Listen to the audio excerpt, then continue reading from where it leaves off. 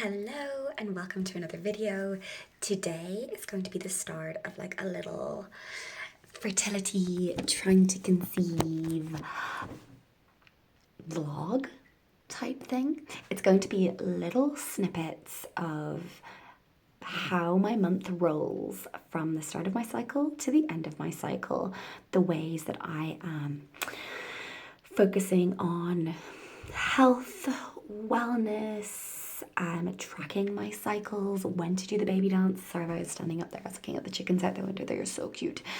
And the way that I mind myself, almost in the assumption that I'm already pregnant.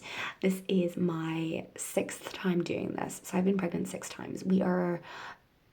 We struggle when it comes to trying to conceive. This is something that I put a lot of thought and effort and time into, a lot of energy into. This is not my first rodeo. This is a pregnancy journey after loss. So it hits differently. This is not our first journey, and if those of you who are on this journey with me have also had experience of this, I'm sending you the biggest squeeziest hug. And yeah, it can be a really lonely place. So I hope that this feels helpful. I really pondered whether or not I would share our trying to conceive journey this time. I knew that I needed to do something, but I didn't know like how in depth I would go. And in talking to Pete, he was like, this is my husband, if you don't know, he was like, how did you feel when you were in it? And I was like, I feel like the only person in the world who was trying for a baby. And he was like, okay, so do you think that with the community that you have, it would be nice or kind or helpful to share to help people feel less alone and maybe more educated? And I was like, 100%. So here's where we are.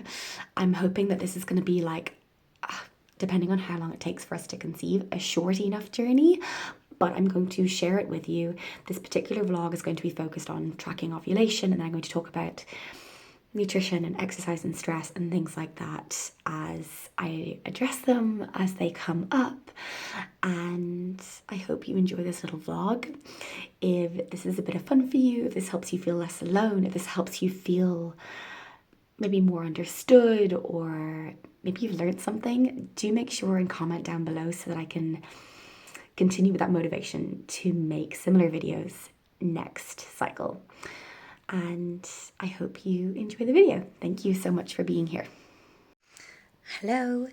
I thought I would, while I have a moment, quickly just show you briefly how, when, why, and just like the finer details of tracking my temperature for tracking ovulation, and how I know when to do the baby dance when we are in a phase of trying to conceive. So I have a whole separate video on tracking ovulation, but this I thought would just be like a daily snippet. So I have already taken my temperature this morning. If you are tracking ovulation, you are using temperature to do that, you want to make sure that it is one that is accurate, that tracks your basal metabolic temperature, so your core temperature. This is, it can be used either as an auxiliary, so underneath your armpit or underneath the tongue, somewhere easily accessible so you can grab it before you even open your eyes, as early to when you have just woken as possible, as close to when you've just woken as possible. So I leave mine literally just there on my bedside table. Yes, my babies have been playing dollies recently. It's so cute. And I will reach for it before my eyes even open, grab it, take my temperature, and then track it immediately. I've just been using like a little notebook. I am, however, not relying on this because I am still nursing both the boys and will wake multiple times a night. And so unless you were getting like a consistent 8-hour chunk at some point in the night, this isn't super accurate by itself. But just for the purpose of education, you would leave it beside your bed, reach for it as soon as you wake, take your temperature. Has to be somewhere centrally, so you're not talking about one of those zap infrared light ones. They're not quite as accurate. Document it, and you should notice there being a spike, likely by a degree or so in your temperature as you are coming up to ovulation. So that can be a nice clear indication alongside cervical positioning and cervical mucus as to the day that you are releasing an egg and need to get going on doing the baby dance. Okay, so it's first thing in the morning tea, and I'm going to take a little ovulation strip, and I thought that I would just talk quickly about how I use these, when I use these, why I use these, and some of the pros and cons. So the trick with these is you want it to be your first thing in the morning pee. For me, for the first cycle, when I was like really had no idea what was going on with my body and I was very much trying to just get in tune, I started testing with my first thing in the morning pee from the day that my bleed stopped, so that I could ascertain the build up, when exactly I would have my peak, and then as it would ebb off. Now, as I very much know my cycle, and I'm kind of just doing this for the point of making the video, or if you have somewhat of an idea of when you do ovulate, it can be helpful to do these from sort of day 7 onwards. So day 7 after your bleed. So you finished your cycle. You're talking about day 1, 2, 3, 4, 5, 6, 7. And then somewhere between day 7 and day 13 is typically when mummas will ovulate. So these are really helpful to use. I'm about to go and pee on this little stick now. And then I will show you, I suppose, the way that I've been tracking with these and like pasting them together in a minute. So I've just peed on a little stick, and I'm going to let it, the dye run, and you'll be able to see the difference between like the contrast line and the "you are now ovulating" line. And what it works by tracking is that peak or surge in your luteinizing hormone as your body gears up to release an egg. And so while it doesn't actually detect the exact point that you go on to release an egg, it does detect that preparation of your body. Generally, I will also notice in myself an increase in that lovely egg white, sticky cervical mucus, lovely, flexible, stretchy. I might try and catch someone to show you if YouTube doesn't ban me from that, because it's helpful to see what I mean by that consistency. I will also notice an increase in my temperature around that time. I will also feel generally quite energized, quite social, very much feeling in the mood for intimacy. So I thought that that would be worthwhile kind of broaching with you. This is still processing here, but I will show you like the full. While that is still processing, sorry for the loo in the background, you can see on the back here how these work. So you will have 1 for a negative, just a control line, and 2 for a positive. Now is your go time line. Okay, I'm here upstairs in the bathroom having a moment to pee in silence while the kids are downstairs listening to a podcast. I don't know how long this is going to last, but I thought that if it's not too much of a TMI, I would show you, put you down with the monster trucks. Oh my gosh, my skin is flaking so badly. It's literally like, oh, it's winter, great. Here's your layer of skin gone.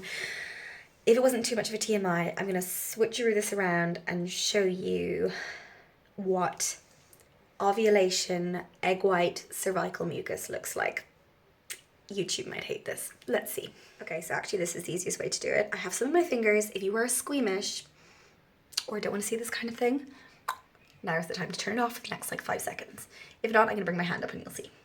So this is what we mean by stretchy, clear, in my egg white cervical mucus. So you can see there it's really like, where's my hand? Oh my gosh, really stretchy. It's coming across as brown on camera, but I feel like it's that's just a weird lighting thing.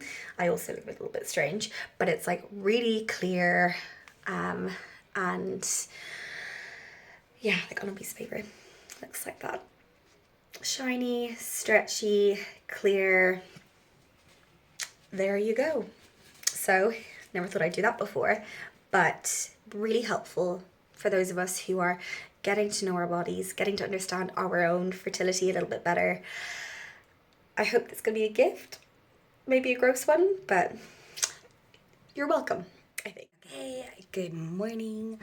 Today I'm going to show you how I chart my ovulation for if you are tracking via ovulation sticks, which I think I've mentioned in this little vlog why I'm not like dead set on this being the only way to try for a baby, the only way to pin down when to do the baby dance. However, it can be a useful tool. And here's how I do it. First thing in the morning pee, I feel like I might be reiterating myself here. First thing in the morning pee, I would recommend starting like the day your bleed finishes, if this is the first time you're tracking your ovulation. However, for me, I'm very much in tune with that. This is just sort of like for education for you guys. And so I have just been doing ovulation tests from day 7 after my bleed, because I typically will ovulate somewhere around day 10 to day 13. And you can see that so clearly here. So here's how I would do it. Every day, I don't know whether it's picking up here, every day I pee on a stick. Every day you see a control line here. I have here like day 7, day 8. This is after my bleed, so not like day 7, day 8 of your cycle necessarily. And so you can see here, there's only control lines, it's all negative. And then around here, I don't know if it's picking up. Around here, there's a second line. And the same here. So here, there's a strong, bold, I was doing a bit of gardening, so ignore my nails, I don't have pretty nails. Not here for the glam. You will see that there is a second, is it picking up even? So you can see that the second line is building. So they're detecting luteinizing hormones. So we are gearing up to releasing an egg. Last one here, bold, second line. So for us, that means day 12 after my bleed that I am releasing an egg at some point today, typically. And that would coincide with a spike in temperature, feeling very much energetic, real go-getter, social energy.